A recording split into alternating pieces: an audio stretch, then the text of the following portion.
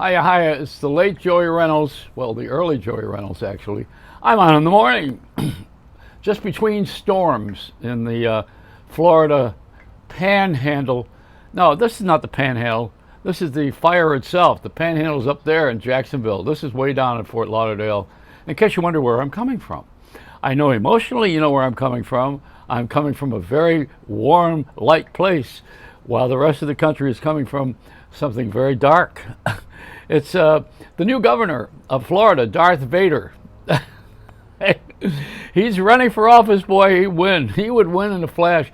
I think what happened is that DeSantis, that sounds like the saint, right? Sounds like a religious name. I think he goes over to Trump's house and gets briefed or debriefed. They take his pants off and send him over next door to the guy who committed suicide in prison, that sexual addict. Is there any other news on television that we can watch? Is there anything fun? Is there anything? Yeah, well, that's all funny. I mean, if you think people falling apart is enjoyable. And, you know, this is the time in history when Olympic stars go to therapy.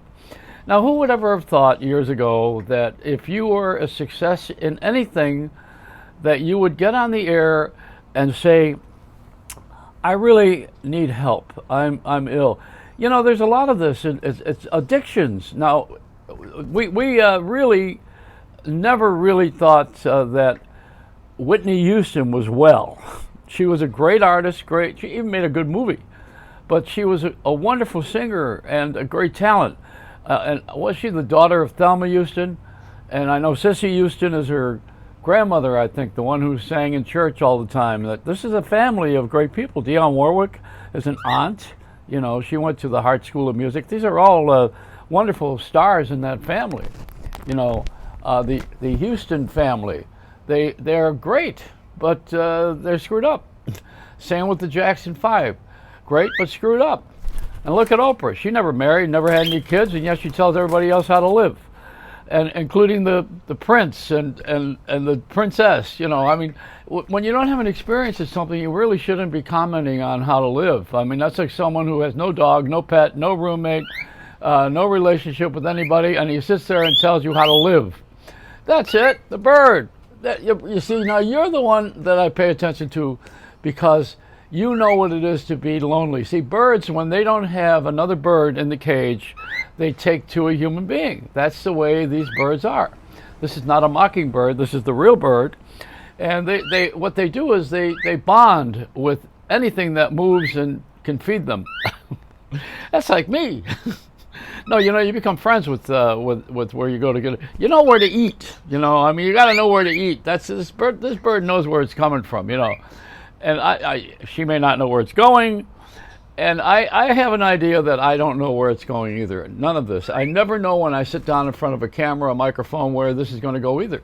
A lot of people think that they look at my clicks and they think there's only a few people watching it. What you don't realize is I take my Reynolds Wraps and we farm them out. So we actually have thousands of people watching this thing, but it's not from them clicking in, where they would join YouTube, and then of course YouTube makes money and they don't give me any. But you know, this is me sending you in an outreach program. I got thousands of people that watch this thing every day, but you wouldn't know it. See, but people are sitting there wanting ratings. They want to count how many people like you, how many people are going to join in on your craziness or your wonderful information. The best thing about me, they say, is my storytelling. And I will tell you a story. You know, I want to tell you how you get famous. You get famous with PR. You got to have promotion. Now, you know, in the record business, when I was on the radio in the early days, in the 60s, 70s, the music was played by the disc jockey on a radio station. Usually I was a personality, and then it became a format. But the people who put the music there were promotion men. There were guys, and mostly men at the time. There were a few women. And they would go around the country and they would promote records. And that's how something happened. Everything needs promotion. It's commotion or promotion. Even Howard Stern, you know, he had Don Buchwald behind him, the famous lawyer who had Don Imus at one time. You know, these are outlaws on the radio. I remember when Ed Solomon, who was a program director at WHN in New York, wanted to put me on the station with Howard Stern and Imus and put us all in on one radio station on WHN and called it Outlaw Radio. That was what he wanted to do. We were all a bunch of outlaws. What made the difference is promotion. You know, not any one of us is any better than the other, and we've all had our turn and our time too, incidentally, including Wolfman Jack, who admired me greatly because I did things that he could never get away with, and he was very secretive about his drug use too. See, people have a secret. You're only as sick as your secrets, you know. I'm not going to tell you mine. I'm a storyteller, but I'm not going to tell you that. But I will put it in a book, in a telltale book, and have Judith Reagan publish it like she did Private Parts. These are even more private. No, I didn't do anything that's going to set you on your knees and say, oh my God, this guy, I'll pray for him. No, I mean, I have been a very big success on occasion because of the public. You know, I got on the air and people liked me on the air.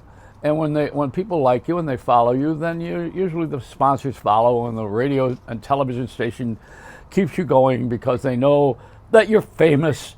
Like Bill O'Reilly, he's going on a tour this fall with former President Trump.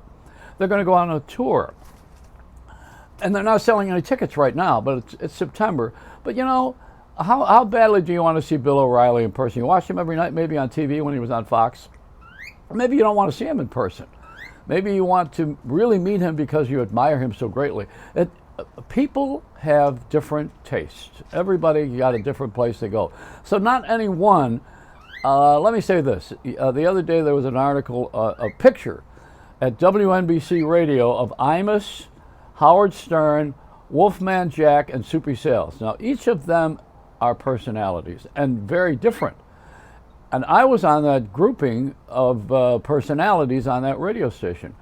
And WNBC was a great station for personalities. But even Murray the K was there on weekends for a while. And you had, I think, George Carlin did a show on there for a while years ago.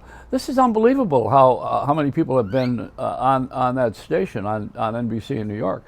But you cannot make it without the public liking you and without promotion. After the public catches you, then you got to get out and promote it. Like now, the front page of Harper's Bazaar, I think, is Beyonce. They're talking about her trials and tribulation. Everybody's had a trial and tribulation. Shows open in New Haven and bomb so they don't go to New York and waste the investors' money.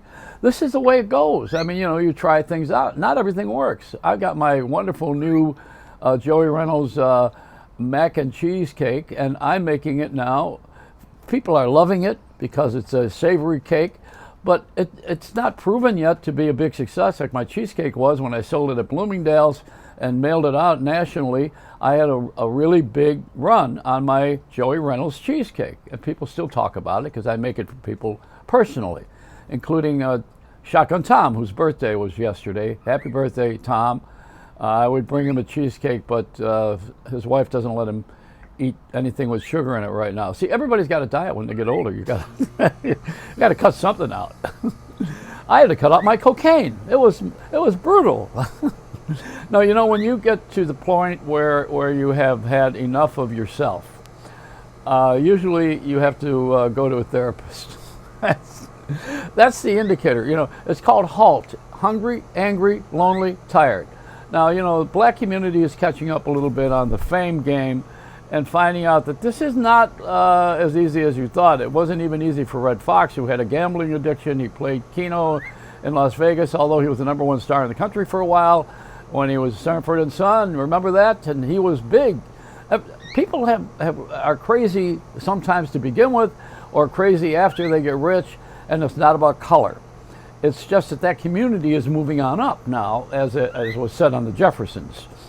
But you know, there's a pecking order of making. Well, speaking of peckers, there's a bird, of making it big time, and you make it big time when the public likes you and you get promotion. You got to have promotion. People have to get out there and say, "Hey, did you hear what Joey Reynolds said? Did you watch him yesterday? Did you hear Johnny Carson? Did you hear that joke? Did you see that?" You know, that's how you make it. You make it because people talk, but they have to be promoted. And especially now when there's so many choices, you know, you have to really segment it.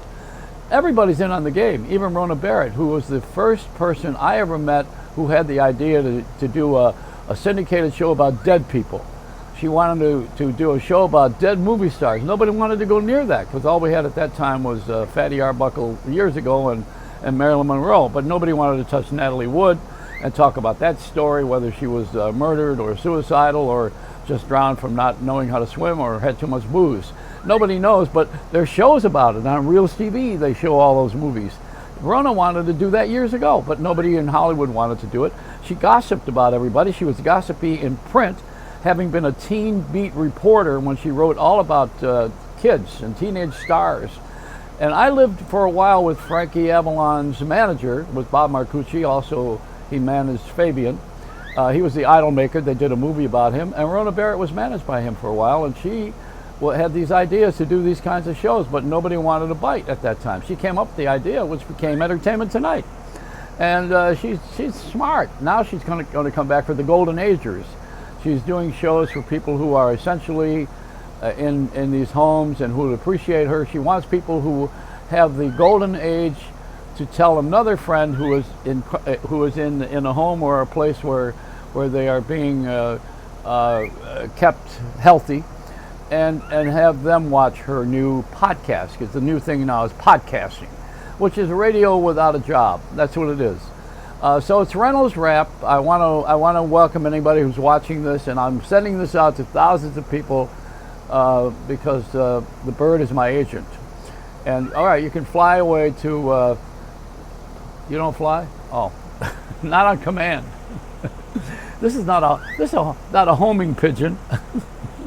So I want to get out of here. I've talked for a long time, and I want you to come back and watch me.